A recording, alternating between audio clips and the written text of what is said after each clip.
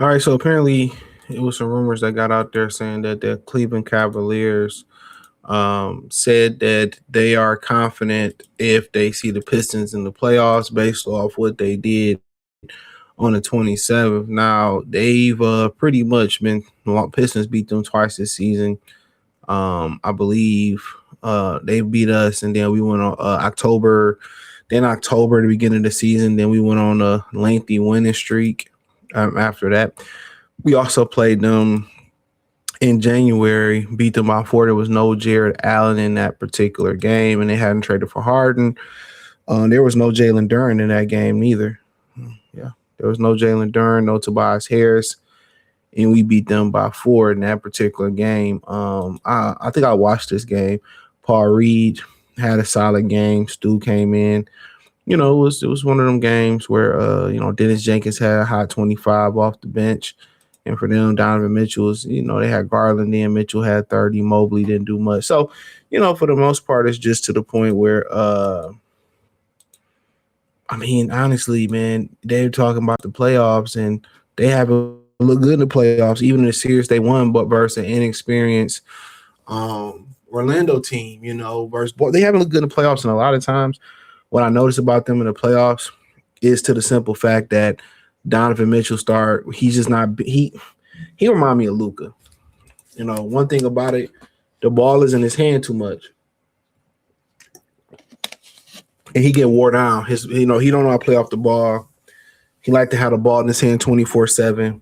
He get injured. It's just he do too much. He need to be off the ball more. And I know y'all gonna be like, well, that's where hard to come in at. Don't worry, I'm gonna get to that. But you got to try to talk playlist, thumbs up the video, share, subscribe to the channel. But they just don't look good in the playoffs. When you go on 1-on-5, I believe, honestly, watching them a bit, is that Donovan Mitchell, he stunts Evan Mobley's growth. I believe he stunted Darius Garland growth. Garland was better before he got there. And obviously, people bring out the fact that Garland can't stay healthy. And, neither can Mitchell. When he get down to the gritty, in those playoff series, he playing through some type of injury. And he's, right now they trying to do a little rest. And right now, and I know what they're doing, but Harden got the fractured finger. But the thing about this, James Harden ain't a playoff and a guy you want to say, oh, we getting over the playoff hump.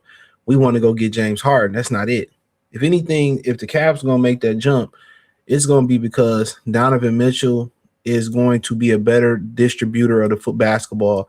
He's going to learn how to get everybody else involved, but also with Kenny Atkinson, the offense is just, it's not there. There's not enough flexing, and it's not enough movement. It's not enough spacing. Really, a lot of times I believe, and I feel the same way about Jalen Brunson as well. I believe a lot of the times they really should be looking to, get their guys going. I think in New York, if they gonna get over the hump for real, they should get Cat going early, and then get Cat and Mikhail going early, and then Jalen Brunson, he get rolling, and then that way everybody got a rhythm. I think in Cleveland, if they're gonna make some serious noise and make a run, which ain't out the realm of possibility, I think Donovan Mitchell needs to play. They need to play through Evan Mobley early on. They need to get Evan Mobley offensive involved, a two-man game between Mobley and Mitchell and Harden and Jared Allen. They need to get those big fellas involved early, get Evan Mobley into a rhythm. Therefore, then Donovan get himself into a rhythm. There'd be a much deadlier basketball team if they played through Evan Mobley early. If they play through Evan Mobley early and let him get a rhythm and call his number, that way he has a rhythm early on, I think it'd be better. But their offense is just too dependent on, Donovan Mitchell having the ball in his hand. And this is why he going through the rack. He got to do all these amazing acrobatic moves just to score. It's easier if you allow him to move off the ball, catch and shoot and attack, where a set defense can't get him. Same thing for Jalen Brunson. They work so hard to get a bucket. By the time you get to the first round of the playoffs, the second round of the playoffs and beyond, they beat the fuck up. They got hand wraps on their head. They got knee wraps. They limping around. They missing playoff games. They don't know how to play basketball no more. And they not the biggest guard. Same thing for Luka. People say, well, Luka took Ozempic. He's still getting tired. The usage rate is too much. Learn to get easy buckets. Everything I see Mitchell get and Brunson get, it's a tough bucket. You know how hard it is, Luka, it's a tough bucket. That weighs on you in an 82 game season, and then you going into the playoffs. You get beat down. Learn to get easy buckets. Learn to cut. Learn to come off the ball screen and catch and shoot. Catch and attack. Come off the curl and hit a little deuce. Learn to slash without the ball and get an easy bucket. Everything they getting is with the ball in their hand, and it is atrocious. And then on the opposite end of the court, they're a liability. They can't stop nobody. Harden can't stop nobody. Mitchell can't stop nobody. Therefore, you put more pressure on Mobley, Jared Allen to stop people. Therefore, you put more pressure on Cat to stop people. Cat, like, damn, I got to do the dirty work, but I ain't even getting the basketball. I ain't even getting offensively stimulated. You feel what I'm saying? You look at DeAndre Ayton, he complaining over there. I got to do all this dirty shit and don't get no reward for it. Fuck it, I ain't doing it.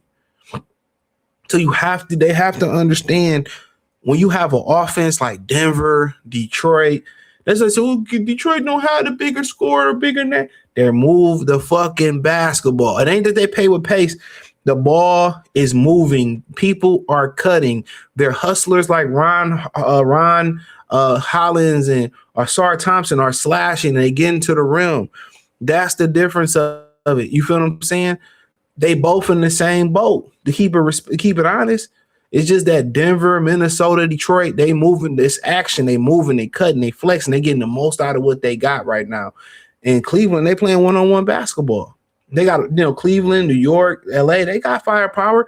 But when you playing one-on-one basketball and they getting lethargic watching you dribble the ball into the court, and by the time I get the ball, it's the middle of the first quarter, middle of the third quarter, I don't have no rhythm. Cleveland is not a team built for the playoffs. They not. They become a team built for the playoffs if they move the basketball, if they play through Mobley, they get Jared Allen involved, and then Donovan Mitchell learn to, not to go 1-on-5. Your primary ball handler is looking to score. You can get hard and control the rock all you want to. It ain't going to change who the fuck Donovan Mitchell is. He's going to be a ball hog. He's going to be a ball hog. This is why it's hard for Brunson, Luka, and Donovan Mitchell to win shit. And that's why they always beat up when they do get far in the playoffs. And Shea Gillensley, he understand that. He understand, okay, Shaq, I got you. Wiggins, they move the ball to OKC. Okay, boom.